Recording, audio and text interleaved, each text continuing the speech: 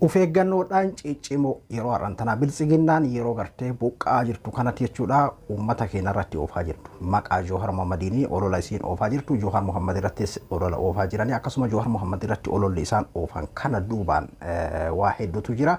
Waa'ee kana irratti illee ufeeggannoo cimaa godhuu qabna. Akkasuma ammasii waa'ee TDF fi WBO irratti illee jechuudha ololoota garaagaraati jechuudha kan deemamaa jiru. Akkasuma ammasii waa'ee amma gartee lola kaabaa kanaa wal qabate jechuudha. Burjaajii hedduutu jira. Yeroo amman tanaa kan saba Oromoo hedduutu akka miidhaa jiru. Amman tana jechuudha miidhaan gartee karaa wallootiin kan dhaqqabaa jirutu jira jechuudha. Kanaafuu Oromoonni biraas na bira hin gahu jechuun qabanii ammumatti of qopheessuu karaa ittiin of eegan godhuudha. Akkasuma poolisoonni Oromiyaa ammoo karaa WBO'tti makamaa jiran hedduminaan jechuudha.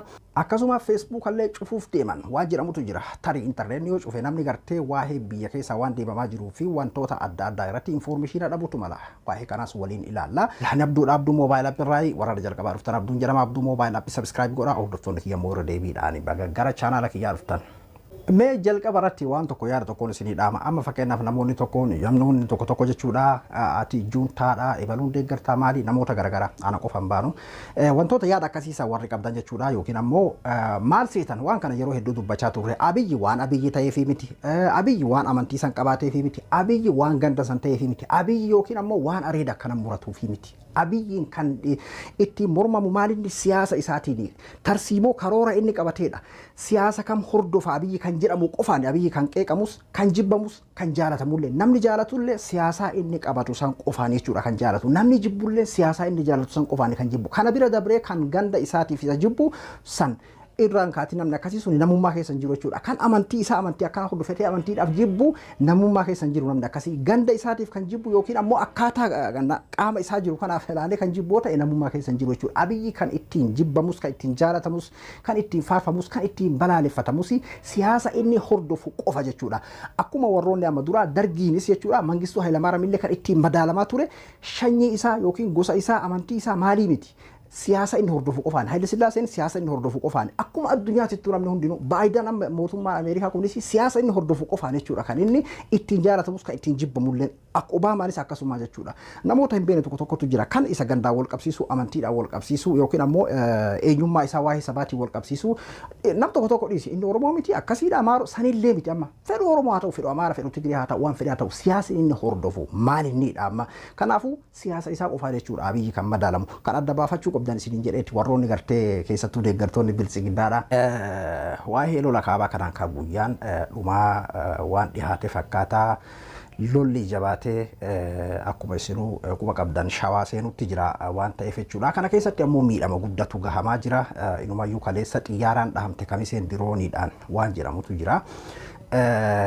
waan kana keessatti uummanni keenya hedduudha miidhamaa jira tarii naannoo Amaaraa keessaa waan as dabreef Oromiyaa keessa yeroo seenetti akkuma warra Tigraay san godhutu malan jechuudha uummata nagaa hedduudha akka fixaniidha amma kamiseen keessatti kaleessa akkuma ka miidiyaa irratti isinis agartanii jirtan jedheeti yaada ani waan hin qabatamaan nama naannoo san jiru kan hin gaafadheerraahi namoota gartee qotee bulaa fi jaarsolii dubartii hunda dabalatee namoota gartee yeroo dheessan waraanni yeroo dheessee magaalaa keessaa bahu namoota karaa irratti argan hunda ajjeesaa deemaa tarii waan akka faana balleessuutiif yookiin ammoo amma dura akkuma isinuu yaadatan habashoonni walloon guutuun shaneedha waan jedhuudha kan isaan gartee fayyadamaa turan jechuudha haaluma saniin amma namoota hedduu jumlaadhaan fixaa turan ammoo achas deebi'anii kamisee yookiin ammoo walloo yaani naannawa gartee amma rakkin ta'ame kana bilaak ta'e jedhaniiti haala saniin warroonni gartee ijoolleen biltsiginnaa olola adda addaa oofan juuntaan akkanatti nama ganaa bakka takka fixxe waanuma ofii fixan kana jechuudha wantoota akkanaa kanatu jira waan ta'eef iddoo lolli itti eegaletti uummanni keenya kan warra gartee loltummaadhaan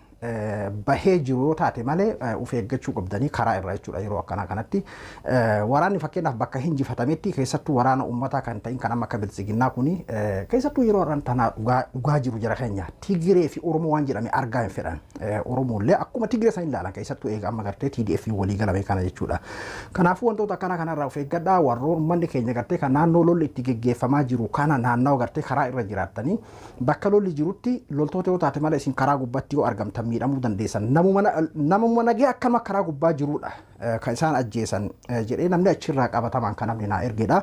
Inni biraa tokko amma olola jabaa kan isin ofirraa yoo qabdan waa'ee aktiivistoota keenya hayyoota keenya hooggantoota keenya mana hidhaa jiraniiti keessattuu maqaa Jowaar Muhammadiin yoo isin agartan sooshaal miidiyaa kanarratti amma kaadroota biltsiginaa kan eenyummaan isaanii hin beekamneen Jowaar Muhammadi dubbifnee jirra. Amma katabbii kana fakkeenyaaf agartanii jirtan jedheeti yaada. Jowaar Muhammad dubbifnee jirra waan jedhe keessaa wayyaaneen Oromoo fi kalee Oromoodhaaf rakkisaadha gadadoo malee waan fiddu hin jiru. Mootummaan kun yoo kufe Oromoon salphina guddaa rakkoo kana dura hin argine keessa kufaa. Kufaatii hamaa kufaa. Kana waan ta'eef mootummaa kana jabeessaa.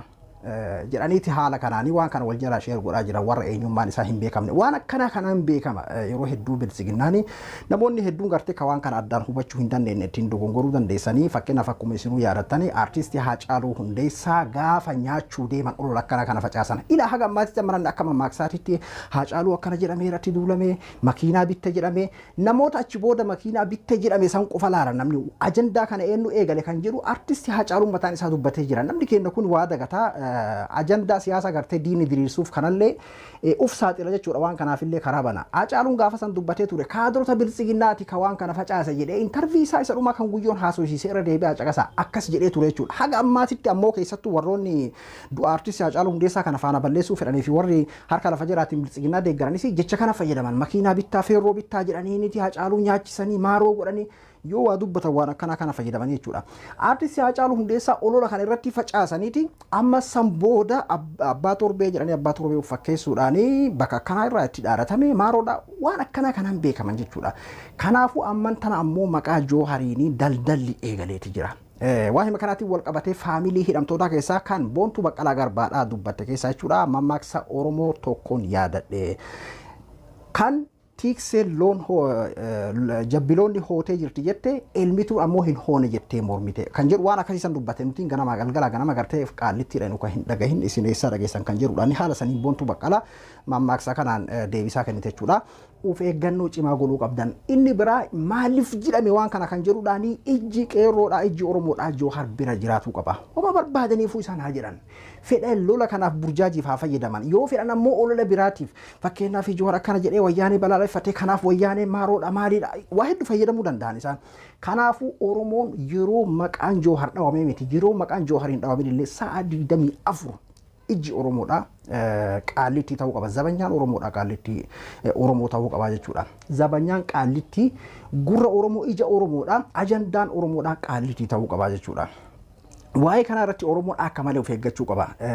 Haayilee Fidaa gaafni sunii fi arri tokko miti dhugaadha. Haayilee Fidaa garuu hidhaniiti jechuudha. Hidhaa ture akkaatuma yeroo akka amma keessa jiramu kana keessatti dargiin gaafa deemu namni kun nama jabaadha. Uummata Oromoo kana ijaaruu danda'a jechuudhaan akka gartee miqqanyummaa jedhan san ajjeesee biraa deeme jechuudha. Dhugaadha. Oromoon gaafsan Haayilee Fidaatiin qaba. Hayyoota kiyyatu achi jira maaliin beeku. Haayileen arra maali arra dargii nama meeqa rashane hagana rashane tiyyaan na baasi. Namni waan gaafsan ijaaramne akkana kun hin jiru. Hayyoonni Oromoo akkanatti hin jiran jechuudha.